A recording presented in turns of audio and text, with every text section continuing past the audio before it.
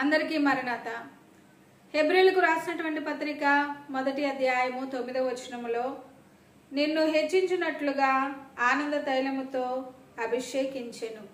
చూడండి, ఇక్కడ వ్రాయబడి ఉన్నటువంటి దేవుని యొక్క మాట పరిశుద్ధాత్మ దేవుడు తెలియజేస్తూ ఉన్నారు.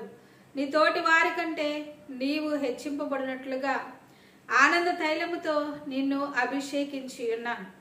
ఎందుకు నేను నిన్ను ఆనంద తైలముతో అభిషేకించి ఉన్నాను అంటే, నీవు నీతిని ప్రేమిస్తూ ఉన్నావు, దుర్నీతిని ద్వేషిస్తూ ఉన్నావు.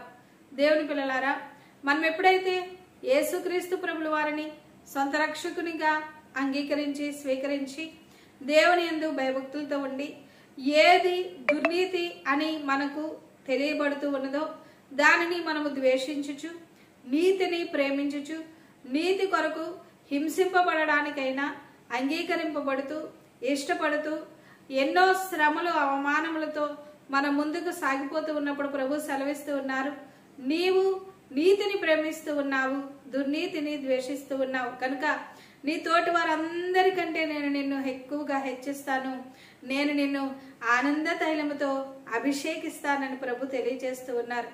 గనుక ఇటు అభిషేకమును మనము కాపాడుకున్నటువంటి వారమై ప్రభులో మనం సాగిపోయినప్పుడు దేవాది దేవుని యొక్క ఏర్పాట్లో ఉండి దావీదును దేవుడు అభిషేకించినప్పుడు అనేక పర్యాయములు దేవాది దేవుడే దావీదునకు తోడుగా ఉండి రాజుగా చేసి అభిషేకముతో ఆశీర్వదించి గొప్ప జయమును అనుగ్రహించి నడిపించి ఉన్నారు.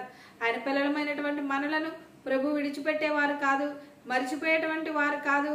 ప్రభువు అభిషిక్తుడై ఉన్నారు, ఆయన మనలను అభిషేకించి ఉన్నారు.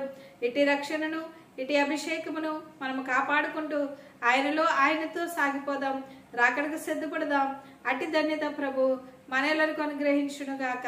చిన్న ప్రార్థన.